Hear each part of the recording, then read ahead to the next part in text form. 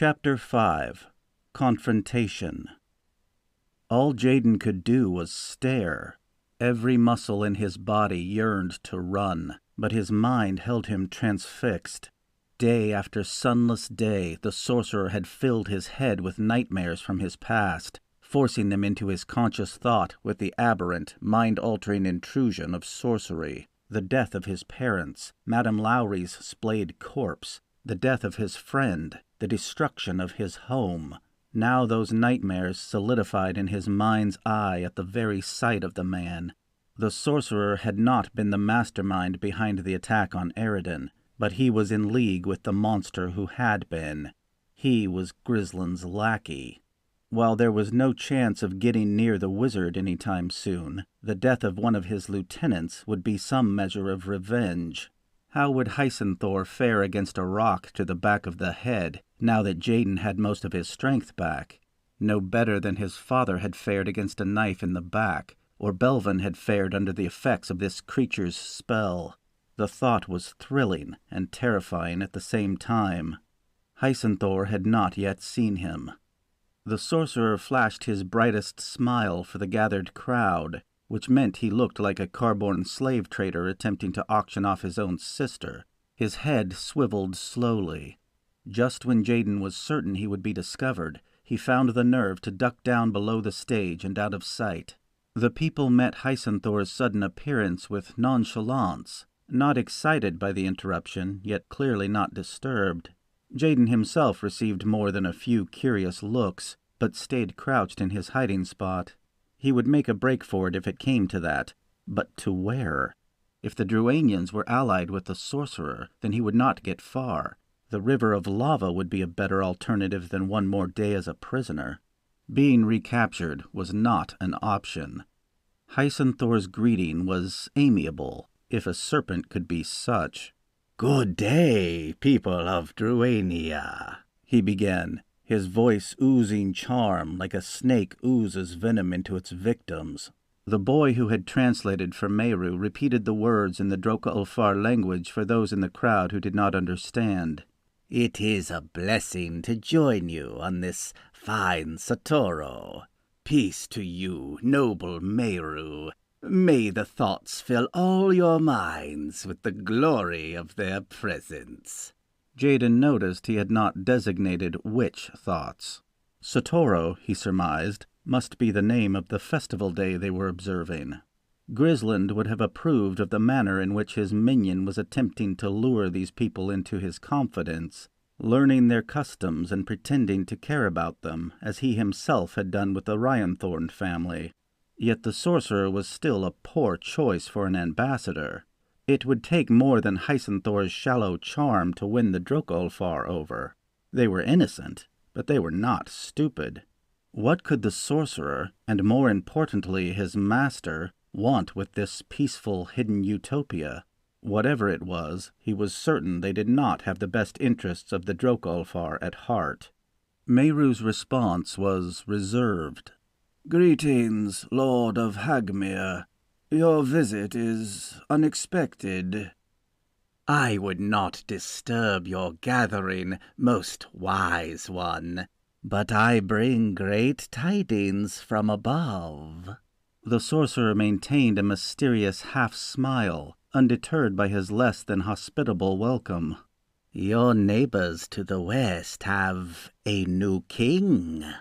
A collective "ah" rumbled through the large cavern, from which Hycenthor appeared to derive great pleasure. He paused overlong, letting the people digest the news to its fullest.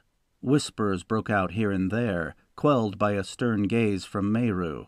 From the hungry looks on the people's faces, Jayden discerned that this was a rare glimpse into the outside world for them. With their full attention on him now, Hycenthor let the tension build to just the right level before continuing. "He is a just king, to be sure, and what is more, a wizard." This brought gasps. Many were trying not to show it, perhaps for the benefit of their Vund Aromo, but nearly all of them were eating up the sorcerer's words like candy. It reminded Jayden of children listening to a storyteller. This was how Hycenthor had gained what favor he had with the people. The sorcerer was quite possibly their only link to the outside world. Mehru's bushy white eyebrows narrowed. "One of the 7 has taken a throne?" "Not taken, but rather had the mantle of kingship pressed upon him by the people after the death of the royal family. And not just one of the 7, but Father Grisland himself, of whom I have often spoken. It is a glorious time for Alnorda, to have Crysin ruled by such a wondrous being." "If the wizards rule, we can leave the ground," cried a Droka boy close to Jayden's own age. "Peace, Gwan," said the Vund Aromo. "But, father, it will be safe." It seemed at first that Mehru would rebuke his son, but instead he looked unsure how to proceed. Finally, he fixed the sorcerer with a hard stare. "I find this change in custom difficult to believe," he said, suspicion evident on his lined face. "Have you confirmed this implausible rumor?" "Confirmed?" replied Hycenthor a little too smoothly. "I have correspondence from the new king himself. He requests an audience with me and comes to my castle with his entourage. And what is more—" The lion mongrel leaned forward as if to whisper a secret into the collective ear of the crowd, who waited expectantly. "He seeks an audience with you and your people." A stunned silence followed the pronouncement. "What would the wizards want of us, after all this time?" There was a definite edge to Mehru's voice now. "Their business is their own. Who are we to question? Grisland the Just, his people call him, the first Mage King of Alnorda." Tears welled. His parents were dead, and their betrayer sat on the throne. Though he had been only a boy, he remembered when Grisland had first come to the Court of Flames, offering his wisdom. And why wouldn't they accept? Wizards were beyond reproach. It was an honor to have one of the 7 for an advisor, something the other nations envied. There had been no reason to suspect the dark nature of his purpose. "You say that the royal family of Crysin is dead, but not how they died," Mehru remarked. "It is a tragic tale," replied Hycenthor in mock anguish. "After years of brutal tyranny, their own subjects finally deposed them. It is said that they were torn apart." Jayden felt his hands ball into shaking fists. "The king's head was placed on a pike outside the front gate of Crysin Castle. It remained there until the noble wizard had it taken down. He is as kind as he is just. Old Urion did not deserve such sympathy, if you ask the people." Something was building inside of him, and he let it grow. How dare the sorcerer disgrace the memory of such exceptional human beings? Being forced to endure the blasphemous lies of this worm was more than he could take. Before he realized what he was doing, he had risen to his feet and was glaring intently at his enemy. "The queen was just as bad, they say," continued Hycenthor, totally unaware that the queen's son was standing defiantly before him. "It is said that the 2 of them practiced evil rites, burning sacrifices to the jealous thoughts." The crowd gasped again, but there was no sign that they did not believe everything they were being told. The emotion that had been brewing inside of him boiled over. "He lies!" The look of surprise on Hycenthor's face quickly turned to fear when he recognized his accuser. "Grisland betrayed and murdered my family, and this sorcerer is his accomplice." Hycenthor quickly hid his emotions behind a mask of calmness as the bewildered interpreter repeated the words, but he could not completely conceal his anxiety. His hands gripped the railing in front of him until his knuckles were white, and his eyes darted from side to side, trying to judge the mood of the crowd. Jayden pressed his attack. "I am Jayden Ryanthorn, heir to the throne of Crysin. I was held against my will in this sorcerer's dungeon until I escaped and was rescued by you good people. Grisland the Just stabbed my father in the back like a coward, and if he comes here, beware, for you are all in great peril." "Father Grisland is a wizard," Hycenthor countered. "He is bound to no law but his own, and above suspicion. As for this bizarre accusation of sorcery, it is forbidden, a crime punishable by death. The illusion wars have long passed into history, as have those who started them. Good people of Druania, the boy is obviously confused." Hycenthor turned his gaze on Jayden. The world suddenly transformed into something else, as he had known it would. He fought the intrusion with everything he had. Urian looked contemplative. Intrusion? Yes. This is not real. He blinked in surprise. The image had lasted only moments, and everything was normal again. The sorcerer's magic had faltered. Hycenthor furrowed his brow. Suddenly Jayden was back in Crysin Castle, in the nightmare. Urian looked contemplative. Grisland stood behind him to his left. Jayden's breathing was ragged as he looked at the bewildered faces of the surrounding Droka. Words drifted to his ears from a familiar voice. "The poor boy needs to rest. I will take charge of him if you wish. I cannot imagine how he found his way down here, but it will be good for him to be among his own kind again."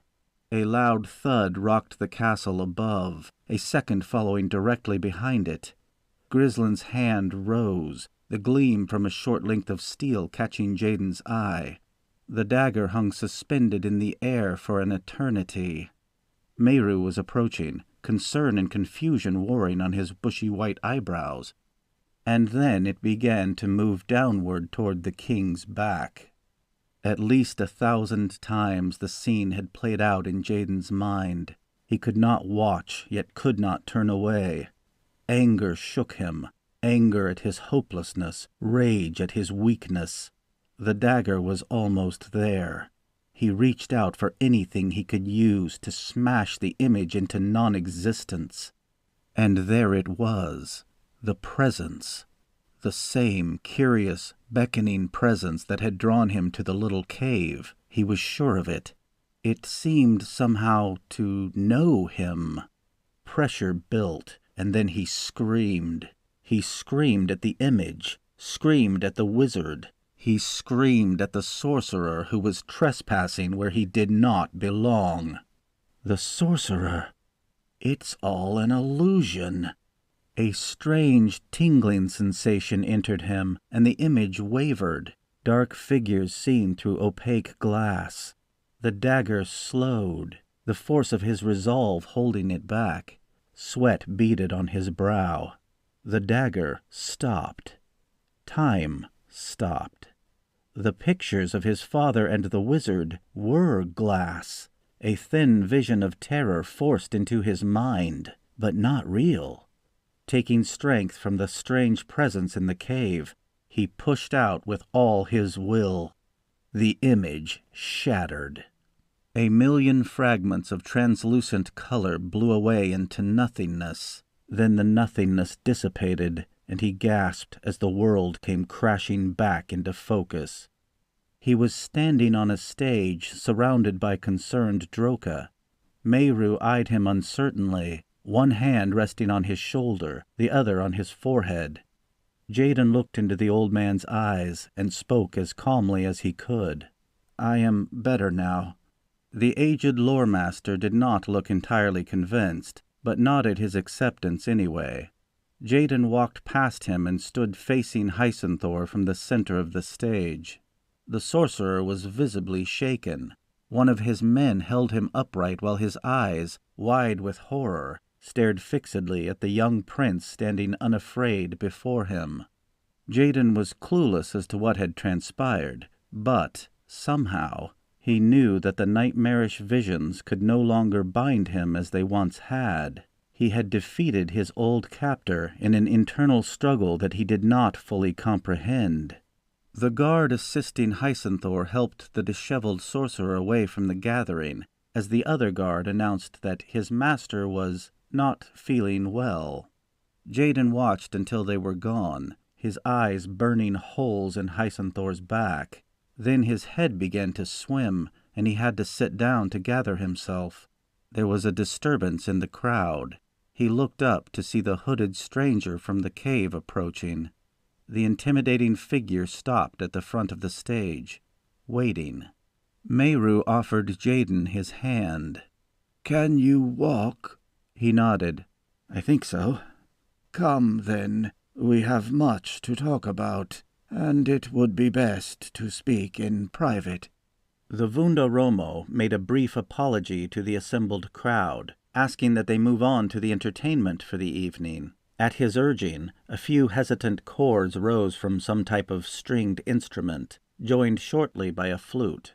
Some of the Droka began to busy themselves by unpacking corked bottles and desserts from wicker baskets they had brought, but most kept at least part of their attention on the curious newcomer who had claimed to be a prince and had caused such a bizarre scene. Meru and Jayden followed the stranger, who led them from the cavern without a word, leaving whispers and low music to fade slowly behind. They arrived in the long main courtyard of Dalfadar, having not spoken a word. Jayden's guards had joined them at some point, but he did not remember when. He was too busy reflecting on what had just happened. Something beyond the natural order of things had taken place. It had felt like magic? The party took an immediate left, walked for a short time, and came to a halt in front of an enormous building carved into the face of a bluff. Intricately worked figures and symbols spiraled up columns that stretched from floor to ceiling, extending back 10 rows from the street to the front doors, giving the place an intimidating, official feel. Meru smiled comfortingly, yet the downcast set of his eyes hinted that all was not as it should be. "Welcome to my home." "Thank you," he replied leadenly. They entered a large main chamber filled with rows of benches, a wooden podium in the back. Passing through that, they came to a small antechamber where pillows were spread on the floor around a low table. The hooded figure sat at one end, the loremaster at the other. Meru motioned Jayden to take a seat in the middle, while the warriors waited casually by the door. Curiously small hands appeared from the cuffs of the stranger's voluminous sleeves, reaching up to remove the hood of the dark robe, and Jayden found himself staring openly at a woman more beautiful than he imagined was possible. Ringlets of black hair framed a pale face that could only be described as perfect. Vivid green eyes, like emeralds shot through with beams of light, regarded him intently. "Your words are concerning if they are true," she said to him. Her voice was deep, husky. She leaned forward, her lips parting as she studied him. "I am Magharine." "The Witch Queen?" he blurted before thinking. "The same," she replied dangerously. "Can it be?" The Mage Queen of Elrith, Magharine, Witch Queen to most, had once ruled a large island queendom just off the coast of Sidion. It was said that when Alamon had commanded that the mages abandon their thrones, she had resisted. Then something had happened which caused her to go mad and curse the very people she once ruled. Aside from her involvement in creating the split, her whereabouts had been completely unknown since that time. If she has been down here, it's no wonder. Less reliable legends claimed that Elrith had been home to the most beautiful people who ever lived, because she bred them that way with magic, and that she had tried to single-handedly start a war against Alamon and the other mages, and that she had a fondness for turning people into animals and keeping them as pets. Of course, controversy could not help but follow a being who must be thousands of years old. He made a mental note not to mention the last to her. "Do you hold to your story?" she asked him. "I do." It took a concentrated effort not to goggle at her flawless face. He met her stare, and then had trouble pulling away from eyes that seemed to want to suck him down into their depths. It felt as though his very soul was laid bare to her. She frowned. "The Protector would not let this happen while he still had breath in him. His grudge against us is an old one. Ancient now, I suppose. Is there any news of him?" "Very little, my lady. He came to our court shortly before I was captured. Grisland spoke to him in private about some business to the south. I overheard them." He saw no reason to go into the embarrassing details of his intoxicated late-night climbing of, and fall from, the library tower. It sounded as though he was going to kill someone named Fouts. Her expression was unreadable. "We must proceed as though we will receive no help from him. I do not know what Grisland is playing at, but he must be stopped before he endangers us all. Perhaps I can reason with him when he comes here." "You believe me, then?" "I would believe the jealous ones over Lord Hycenthor," she replied with a scowl. "But that does not make it any easier on the Drok-Ulfar." Meru nodded his agreement. "A few score years ago, we were not known to any of your kind," he said. "Then a group of miners from Hagmir broke into our cavern. We have lived in fear of discovery ever since. We struck a bargain with the captain of the guard posted there, that none would be allowed access to our realm. A trustworthy soldier from Crysin. He held up his end of the agreement. Then, last fall, Hycenthor took control of the castle. Our dealings with him have not been so agreeable." "Is it so bad to be discovered?" The lore-master hesitated, looking to Magharine for assistance. "To understand that, you must understand the very nature of the cosmic struggle between the thoughts," she said. "The jealous thoughts are reactionary to the great thoughts. They lack the initiative to create on their own. Instead, out of envy and hatred, they imitate and warp what the great thoughts have already brought into being." "So you see," added Meru, "as long as we are hidden from them, they will not try to counter our existence by creating some new twisted horror from the seed of one of our own." Jayden's confused expression produced a small sigh from the old Droka. None of this had been in the history books. "The race you call imps, for example," Magharine began, "were bred by the jealous thoughts in twisted imitation of the dwarves. They are not evil, exactly, for their masters do not understand good and evil. Those are human concepts. The jealous ones strove only to create a race that matched the dwarves in strength, intelligence, prosperity. The same is true for the trolls, who are a rough imitation of man. It is the imitations of the dragons, born after the races scorned their children and came to dominate them, who are the true abominations. Demons." The dim glow of the orbs seemed to deepen even more. "Demons were not bred to imitate, but to destroy," she said, her eyes burning. "The soul of a dragon is incorruptible, so the specimen they used to breed them was captured and taken to another world where he was tortured, sedated, and raped. This world was supposed to be their Iriania, but the jealous thoughts could not control the essences of their own planet. Some among my order believe they lacked collaboration and even strove against each other, causing the undoing of one another's work. So the planet was left unfinished, a volcanic, sulfuric wasteland of half-formed plants and vicious creatures striving for domination. Dark, hot, and unstable. When you look into the sky at night, it appears as Vega, the star that eats light. It was into this unforgiving nightmare that the first demons were born. Meru cleared his throat and took up where she left off, for which Jayden was grateful. Maybe it was just the old stories, but something about Magharine made him uncomfortable. The Droka-Ulfar and our brothers, the Ar-Ulfar, have been hidden from the other races since the moment of our creation, so we might avoid incurring the wrath of the Jealous Ones. Their whispers, their promises of power, have not seduced a single one of our people, so far as we know. It would take only one, and the offspring of that corrupt soul would be used to spawn a new race. I shudder to think what twisted monstrosities would arise in imitation of us."